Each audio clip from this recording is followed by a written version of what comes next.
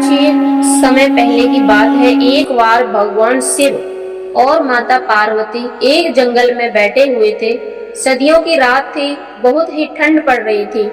तो माता पार्वती शिव जी से कहती है, हे प्राणनाथ, आज की रात निकलने के लिए ऐसा क्या किया जाए कि जिससे आज की रात निकल जाए। सर्दी भी बहुत भारी पड़ रही है।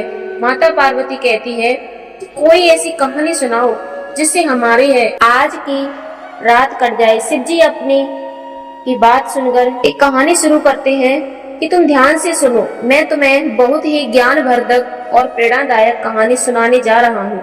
ये कहानी बहुत ही ध्यान से सुनना। जो मनुष्य भी इस कहानी को पूरा अंत तक सुनेगा और समझेगा, उसका कल्याण होगा और उस सुख संपत्ति सौभाग्य की प्राप्ति होगी। और भगवान शिव कहते हैं, यह कहानी एक राजा और उनकी पुत्रियां की है। यह बहुत समय पहले की बात है। एक राजा था जिसकी 7 पुत्रियां थीं। सभी 7 पुत्रियां बहुत सुंदर थीं, लेकिन जो सबसे छोटी राजकुमारी थी वह बहुत ही सुंदर और समझदार थी।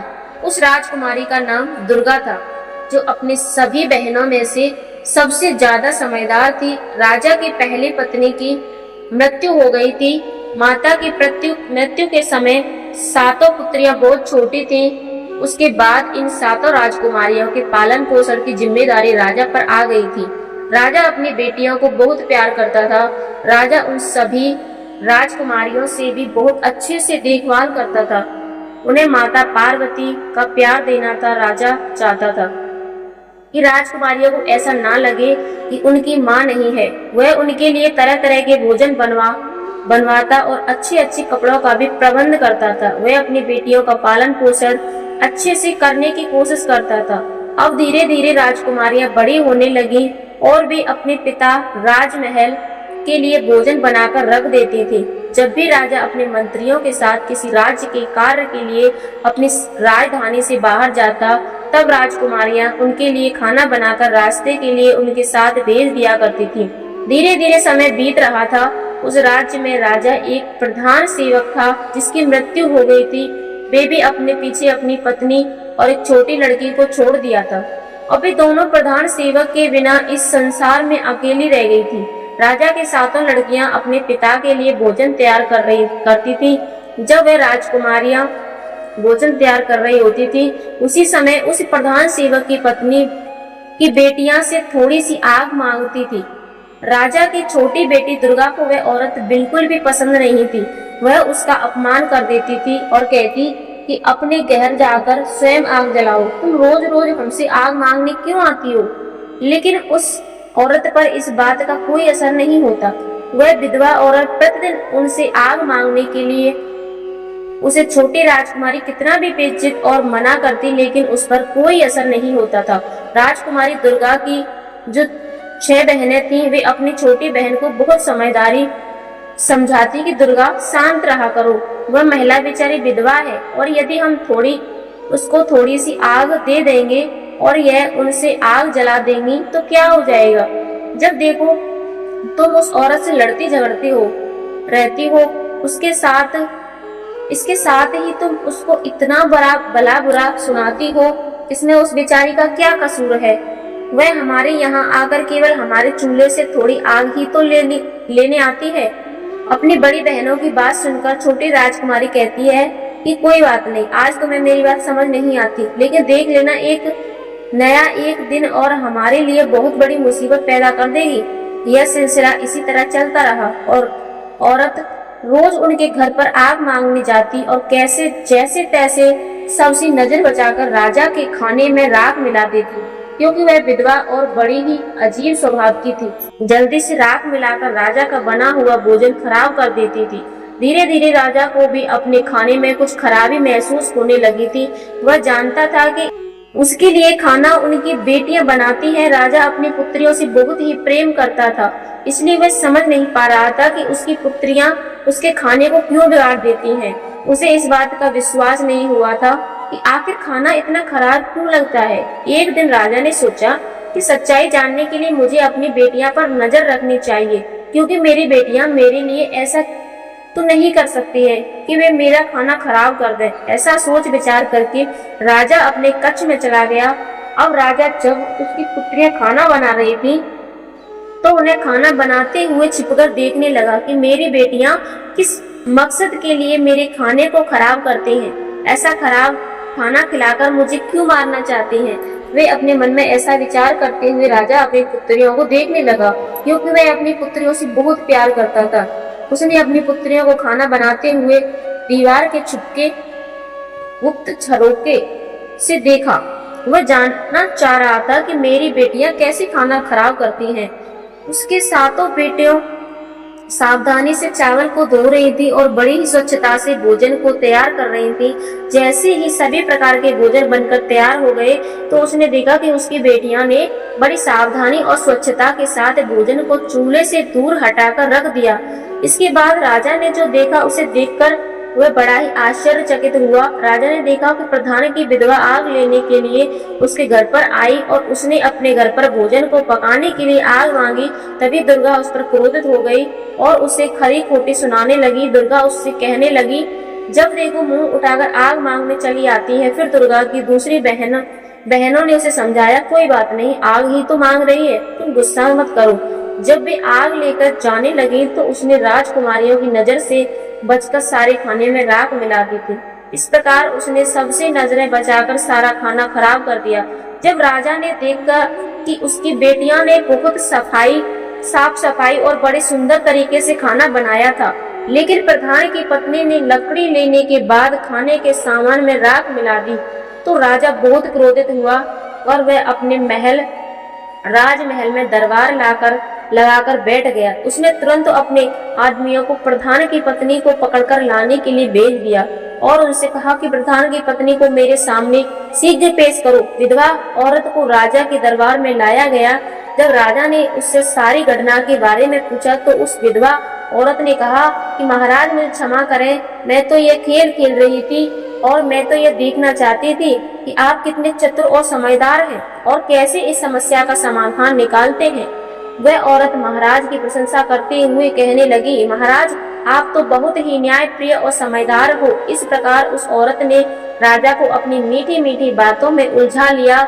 उसकी ऐसी बातें सुनकर राजा भी उसकी समझदारी के कारण उस पर अत्यधिक प्रसन्न हो गया और उस पर मोहित भी हो गया। राजा ने उसको दंड देने के स्थान पर उसको रानी बनाने का निर्णय कर लिया और इस तरह उसने विवाह कर लिया। अब वे की विधवा पत्नी विवाह करके राजमहल में आ गई। अब वे विधवा से रानी बन गई। अब यह नई रानी राजा की पहली पत्नी से पैदा हुई 7 बेटियों से बहुत अधिक नफरत और घृणा करने लगी। वह चाहती थी कि किसी भी प्रकार से यह 7 राजकुमारियां महल से निकल जाएं। राजकुमारियों को महल से निकलने के लिए वह नई नई साजिशें रचने लगी और विचार करने लगी, जैसे भी हो उनको किसी भी तरह राजमहल से भगा देने के बाद राजा की सारी धन संपत्ति के साथ साथ सभी प्रकार के ऐश्वर्य भी केवल उसके लिए ही होंगे। वे और उनकी अपनी पुत्री अब राज्य करेंगी। अब वह चाहती थी कि उसकी अपनी पुत्री राजमहल में राजकुमारी बनकर रहे। उसकी अपनी पुत्री को ज्यादा सम्मान मिले, लेकिन राजा अपनी पुत्रियों को भी प्यार करता था, बहुत प्यार करता था। उसको अपनी पुत्रियों के प्रति बहुत ही करुणा और दया थी। राजा अपनी पुत्रियों को बिल्कुल भी दुख में नहीं देख सकता था। दूसरी ओर नई रानी हर प्रकार से राजा की पुत्रियों को दुखी करना चाहती थी। वे उन्हें पूरी दिन कार्यों में लगाए रखती थी। धीरे धीरे अब वे राजा की 7 पुत्रियों को खाने के लिए भरपेट खाना भी नहीं देती थी। वे उनको खाने के लिए बहुत ही कम देती थी खाना, और धीरे धीरे वह उनकी दूसरी जरूरतों और सुख सुविधाओं को भी कम करती जा रही थी। इस तरह 7 बहनों पर हर प्रकार के दुखों का पहाड़ टूट पड़ा। इसके विपरीत जो प्रधान की पत्नी थी, जो अब रानी बन गई थी, तो उसे और उसकी छोटी पुत्री को हर प्रकार की सुख सुविधा दी जाने लगी। वह राजकुमारियों की तरह महल में रहने लगी। महल में रानी अपनी बेटी को राजकुमारी बनाकर रखती और उसे एक राजकुमारी की तरह से ही जीवन जीने के लिए प्रोत्साहित करती। और रानी अपनी पुत्री के लिए अच्छे अच्छे भोजन बनाती है, अच्छे अच्छे कपड़े पहनाना और उसके लिए अच्छी अच्छी चीजों का संग्रह करती उसने राजा की पहली पत्नी से जो 7 पुत्रियां थी, उन सभी को सभी प्रकार के सुखों से वंचित कर दिया। सभी बहनें बहुत दुखी और उदास रहती। एक दिन बहुत अधिक परेशान होने के कारण वे सातों बहनें महल के बाहर जाकर अपनी माँ की समाधि पर जाकर रोने लगी। वहां जाकर वे अपनी माँ से इस प्रकार से कहने लगी, माँ, क्या तुम अपनी बेसहारा लाचार बेबस पुत्रियों को नहीं देख सकती हो? हम सब कितनी दुखी हैं माँ, हमारी सौतेली माँ हम पर कितने जुल्म दे रही है, हम भूखे प्यास से तड़प रहे हैं माँ, अब हम क्या करें? धीरे धीरे यह उनका रोज का काम हो गया। दिन में जब भी वह दुखी होती, वह माँ की समाधि पर चली जाती और रोते हुए कहती, अपनी माँ से अपना दुख कहती कि माँ की कब्र पर बैठी हुई रो रही थी और सिसकियां भर रही थी। तभी उन्होंने देखा कि उनकी माँ की समाधि पर एक बहुत ही सुंदर अनार का पेड़ उत्पन्न हो गया। जल्दी ही वह पौधा पूरी तरह से ताजे, सुंदर और स्वादिष्ट फलों से भर गया। अब वे सभी सातों बहनें उन फलों को खाकर अपनी भूख को शांत करने लगी। हर रोज जब उनकी सौतेली माँ उनको खाने के लिए पर्याप्त भोजन नहीं देती थी, तो वे सब अपनी माँ की समाधि पर आकर इस तरह के अनार के फलों को खाकर अपनी भूख को शांत करने लगी। आगे चलकर उन सब बहनों ने अपनी सौतेली माँ के द्वार दिए जाने वाला घटिया भोजन खाना बंद कर दिया और केवल अनार के फलों से खाकर ही जीवित रहने लगी, क्योंकि वे अनार का वृक्ष एक अद्भुत पेड़ था। उस पेड़ के फलों को जितना अधिक तोड़ा जाता, अगले दिन उससे अधिक पके और सुंदर स्वादिष्ट फल लग जाते थे। इन सब बहनों के लिए भोजन के लिए पर्याप्त होते थे। उन 7 बहनों की सौतेली माँ अब यह सोचने लगी कि ये सातों भोजन भी नहीं करती हैं और मैं भी इन सातों बहनों के खाने के लिए कुछ भी नहीं देती हूँ। मैं इन्हें इतना दुखी करती हूँ और सारे दिन इनसे इतना काम करवाती हूँ, फिर भी यह सभी इतनी सुंदर और स्वस्थ कैसी दिखाई दे रही है? इनमें कोई बीमारी भी नहीं लग रही है, इनकी सुंदरता भी हमेशा बढ़ रही है। ये सब कैसे हो रहा है, जबकि अपनी बेटी को मैं इतना सब कुछ अच्छा खिलाती हूँ, तब भी इसके आगे बदसूरत लगती है। इस तरह से अब सातों राजकुमारियां अपनी माँ की समाधि पर जाती, सुंदर स्वादिष्ट अनार के पके फलों को खाती और अपनी माँ का इसके लिए धन्यवाद करती। जब उनकी माँ रहा नहीं गया तो उसने उसका रहस्य जानने की सोची और एक दिन उसकी सौतेली माँ ने अपनी बेटी को उनका पीछा करने सातों बेटियां पूरा काम निपटा कर जैसे ही बाहर जाने लगी, तब उनकी सौतेली माँ की बेटी उनका पीछा करते हुए उस समाधि के पास पहुंच गई और उसके देखा कि सातों बहनें अनार के पके हुए फलों को इकट्ठा कर रही हैं। अब दुर्गा ने उसे देख लिया और उसे देखकर दुर्गा ने अपनी दूसरी बहनों से कहा कि तुम सब क्या देख रही हो? यह लड़की हम सबका पीछा कर रही है, हम सबको देख रही है, चलो हम मिलकर इसको यहाँ से भगा देते हैं, इन अनार के फलों को छुपा देते हैं, नहीं तो यह यहाँ से जाकर सारी बातें अपनी माँ को बता देगी और यह हमारे लिए बहुत बड़ी परेशानी पैदा कर सकती है। लेकिन दुर्गा की दूसरी बहनों ने कहा, अरे नहीं दुर्गा, तुम इतनी अधिक परेशान मत हो, यह लड़की तो निर्दोष है, इसकी माँ हमें कष्ट दे रही है, तो इसमें इसका क्या कसूर है? ऐसा कहकर वे उसे अपने पास बुला लेती हैं और उसको भी खाने के लिए कुछ अनार दे देती है। अब वह लड़की अपने घर आकर अपनी माँ से कहती है कि माँ, यह सभी कोई भूखी नहीं रहती हैं, इनकी माँ की समाधि पर एक अनार का पेड़ है, यह सभी उस पेड़ से अनार के फल तोड़कर खाती हैं और उस पेड़ के अनार बहुत ही ज्यादा स्वादिष्ट है, अद्भुत है। ऐसा मीठा फल अपने जीवन में मैंने आज तक कभी नहीं खाया।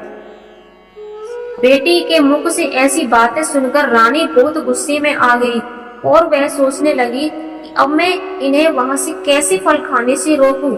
अगले दिन उसने अपना पूरा समय अपने कक्ष में ही बिताया। राजा ने अपने कक्ष में आकर रानी से पूछा कि रानी, तुम्हारे दुख और उदासी का कारण क्या है? रानी ने राजा से कहा कि मेरे सिर में बहुत दर्द है और ऐसा लगता है जैसे यह दर्द मेरी जान ले लेगा। अगर कोई मुझसे मेरी इस दर्द से मुक्त कर सकता है तो वो अनार का सुंदर पेड़ है जो तुम्हारी पहली पत्नी की समाधि पर है। वह अनार का पेड़ ही मेरा यह दर्द दूर कर सकता है। राजा के पूछने पर उसने कहा कि उस पेड़ को उखाड़कर उसकी जड़, उसके तने और साथ में उसके पत्तों को पानी में उबालकर जो जल तैयार होगा, उस उबले जल से मेरे सिर की मालिश करने पर और मेरे द्वारा उसका सेवन। रानी की बात मानकर राजा ने उसी समय अपने नौकरों को अपनी पहली पत्नी की समाधि पर भेजा और कहा कि समाधि पर जाओ, जो अनार का पेड़ है उसके तने और पत्तों समेत मेरे पास लेकर आओ। सेवकों ने तुरंत राजा की आज्ञा का पालन किया और सुंदर अनार के पेड़ को जड़ सहित उखाड़ कर ले आए। जैसे रानी ने बताया था ठीक उसी प्रकार राजा ने सेवकों के द्वारा उस पौधे को जल में उबालकर रानी के लिए उसे औषधि के रूप में तैयार करवा दिया। उसने रानी के सिर की मालिश की और उसका सेवन करवाया गया। क्रूर रानी ने राजा से कहा कि अब मैं बिल्कुल ठीक हो गई हूँ और बहुत अच्छा महसूस कर रही हूँ। आपने मेरे लिए इतना सब कुछ किया, इसके लिए आपका बहुत बहुत धन्यवाद। राजा ने कहा कि रानी, यह तो मेरा हक है। जब अगले दिन सातों बहनें अपनी माँ की समाधि पर गईं, तो उन्होंने देखा कि वहाँ समाधि पर से अनार का वह सुंदर पौधा गायब हो चुका है। यह देखकर वह सभी परेशान हो गए और उन्होंने बहुत दुखी होकर रोना शुरू किया। सोचने लगे कि अब वहाँ माँ की समाधि पर अनार का पेड़ भी नहीं है, वे कहाँ जाएंगे और क्या खाएंगे। अनार का पेड़ न होने के कारण अब वे सभी फिर से भूखी मरने लगी। दुखी होकर वे अपनी माँ से प्रार्थना करने लगी। तभी उन्होंने देखा कि अनार के पेड़ के स्थान पर एक छोटा सा तालाब बन गया, जो मक्खन जैसे पदार्थ से भरा हुआ था, जो जल्द ही सफेद ठोस रोटी की तरह बन गया। सभी बहनों ने बहुत ही आश्चर्य के साथ देखा। यह देखकर सभी बहनें बहुत खुश हुई और उसमें से कुछ रोटी को लेकर खाने लगी, जो खाने में बहुत ही अच्छी स्वादिष्ट थी और उन्हें बहुत पसंद भी थी आई। अगले दिन भी वही हुआ और इसके बाद अब रोजाना यही होने लगा। हर रोज सभी राजकुमारियां अपनी माँ की समाधि पर आती और देखती एक छोटे से तालाब में। राजकुमारियों ने उन रोटियों को खाया और उनका स्वाद अद्भुत लगा। अब वे रोज उसी तालाब से रोटियां प्राप्त करने लगी और अपना पेट भरने लगी। रानी मंजरी फिर से चकित रह गई।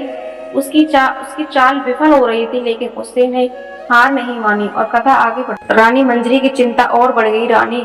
राजकुमारी फिर से स्वस्थ और प्रसन्न दिखाई देने लगी थी। उसने फिर से कुमुदनी को उनका पीछा करने का आदेश दिया। इस बार कुमुदनी ने और भी सावधानी से छुपकर देखा और उस अद्भुत मक्खन से तालाब का रहस्य जान लिया। वह तुरंत दौड़ी दौड़ी अपनी माँ के पास पहुंची और सारी बात कह सुनाई। माँ, वह सब मरती नहीं। उनकी माँ की समाधि पर अब एक तालाब, जादुई तालाब है, जिससे स्वादिष्ट रोटियां निकलती हैं। वे उन्हें खाकर अपना पेट भर लेती हैं। यह सुनकर रानी मंजरी के मन में ईर्ष्या और क्रोध की आग भड़क गई थी। उसने फिर से एक नई चाल चलने का निश्चय किया। इस बार उसने राजा से कहा, महाराज, बिजली बार की औषधि का प्रभाव अब कम हो रहा है। मेरा सिर दर्द फिर से होने लगा है। इस बार उस तालाब के जल से स्नान करने और उसके कीचड़ की मालिश करने से मैं ही स्थायी रूप से ठीक हो जाऊंगी। राजा, जो अब रानी के झांसे में फंस चुके थे, उन्होंने बिना किसी सवाल के तुरंत आदेश दिया कि उस तालाब को पाट कर और उसका कीचड़ महल में लाया जाए। सेवकों ने राजा आज्ञा का पालन किया। उन्होंने समाधि के पास उस अद्भुत तालाब को मिट्टी और पत्थरों से पाट डाला और कीचड़ से भरे पड़े बड़े बड़े बर्तन महल में ले आए। रानी मंजरी ने ढोंग रचा कि उस कीचड़ से स्नान करने और मालिश करने से उसे बहुत आराम मिला है। अगले दिन जब राजकुमारी वहां पहुंची तो उनकी आंखों के सामने अंधेरा छा गया। तालाब गायब था, सिर्फ पाटी हुई जमीन दिखाई दे रही थी। न तो अनार का पेड़, न ही रोटियां वाला तालाब। निराश और भूख से व्याकुल सातों बहनें फूट फूट कर रोने लगी। उन्होंने अपनी माँ से प्रार्थना की, हे माता, हमारी रक्षा कौन करेगा? हमारे पास खाने को कुछ भी नहीं बचा। अब हमारी रक्षा कौन करेगा? हमारे पास खाने को कुछ भी नहीं बचा है। तभी एक कोमल आवाज हवा में गूंजी, जो सीधे उनके दिलों में उतर गई। यह उनकी माँ लीलावती की आत्मा की आवाज थी। मेरे प्यारे बच्चों, डरो मत, मैं हमेशा तुम्हारे साथ हूँ। अब तुम्हें इस महल में नहीं रहना है, तुम्हारा भाग्य तुम्हें दूर एक नए स्थान पर ले जाएगा। तुम सब सुबह होते ही महल से निकल जाना और पूर्व दिशा की ओर चले जाना। एक सघन वन पार करने के बाद तुम्हें एक नदी दिखेगी। उस नदी के किनारे किनारे चलते रहना। जहाँ तुम्हें सफेद कमल और एक बड़ा बगीचा दिखाई दे, वहीं रुक जाना। वही तुम्हारा नया घर होगा। चिंता मत करो, मैं तुम्हारी रक्षा करूंगी। आत्मविश्वास से भरपूर अगली सुबह सातों बहनें चुपचाप महल से निकल गई और पूर्व दिशा की ओर चल पड़ी। उन्होंने एक बड़ा जंगल पार किया और आखिरकार एक नदी के किनारे जा पहुंची। एक नदी के किनारे किनारे चलते हुए उन्हें एक स्थान मिल गया। वहाँ सफेद कमलों का एक विशाल और सुंदर बगीचा था। वहाँ एक छोटी सी कुटिया भी थी जो सुनसान पड़ी थी। उन्होंने उसे ही अपना नया घर बना लिया। वे वहाँ रहने लगी, जंगल के फल फूल इकट्ठा करके और नदी से मछलियाँ पकड़कर अपना गुजर बसर करने लगी। एक दिन जब वे नदी में स्नान कर रही थी, तभी उस दिशा से उस राज्य के पड़ोसी राजा का युवराज घोड़े पर सवार होकर गुजरा। उसी नजर इन सुंदर राजकुमारियों पर पड़ी। विशेषकर वैदेही के सौंदर्य और गरिमा ने उसे मोहित कर लिया। युवराज ने उनसे उनका परिचय पूछा। डरती सहमति हुई। राजकुमारियों ने अपना सारा दुखड़ा सुनाया और युवराज का हृदय द्रवित हो गया। वह उनकी सच्चाई और साहस से बहुत प्रभावित हुआ। उसने न केवल उन्हें दिया अब वे सुरक्षित हैं, बल्कि वह वैदेही से विवाह करना चाहता था। युवराज उन सभी को अपने महल में ले गया। उसने अपने माता पिता को सारी कहानी सुनाई। उसने दूसरे राज्य के राजा और रानी ने सातों बहनों की पुत्री के समान स्नेह दिया। युवराज और वैदेही का विवाह बड़ी धूमधाम से हुआ। समय बीतता गया और वैदेही ने अपनी बुद्धिमत्ता और दयालुता से सभी का दिल जीत लिया। वह एक आदर्श रानी बनी। इधर राजा बीरबल का राज्य रानी मंजरी की लालच और क्रूरता के कारण दुर्भाग्य का शिकार होने लगा। अकाल पड़ा और समृद्धि धीरे धीरे खत्म होने लगी। राजा ने अपनी गलती का एहसास हुआ। उन्होंने अपनी खोई हुई पुत्रियों की तलाश की। जब उन्हें पता चला कि उनकी पुत्रियां पड़ोसी राज्य में सुरक्षित और सम्मानित हैं, तो वे वहां गए। उन्होंने अपनी पुत्रियों और दामाद से क्षमा मांगी। वैदेही और उनकी बहनों ने अपने पिता के दुख को देखकर उन्हें क्षमा कर दिया। राजा बीरबल ने रानी मंजरी और उसकी बेटी को राज्य से निर्वासित कर दिया। अंत में राजा बीरबल ने अपना विशेष जीवन अपनी पुत्रियों और पोते पोतियों के साथ शांति से बिताया। वैदेही ने दोनों राज्यों को जोड़कर एक विशाल और समृद्ध साम्राज्य की स्थापना की, जहां न्याय और धर्म का शासन था। भगवान शिव बोले, हे पार्वती, इस कहानी का सार यह है कि बुराई चाहे कितनी भी शक्तिशाली क्यों ना हो, अंत में सत्य और धर्म की जीत होती है। विपत्ति में भी धैर्य नहीं खोना चाहिए और सदैव सत्य के मार्ग पर चलना चाहिए। जो इस कथा को सुनता और समझता है, उसे जीवन के संघर्षों में साहस और अंत में विजय मिलती है। माता पार्वती प्रसन्न होकर बोली, प्राणनाथ, यह कथा वास्तव में अद्भुत है। इसने न केवल रात का आनंद बढ़ाया, बल्कि एक गहरा जीवन संदेश भी दिया।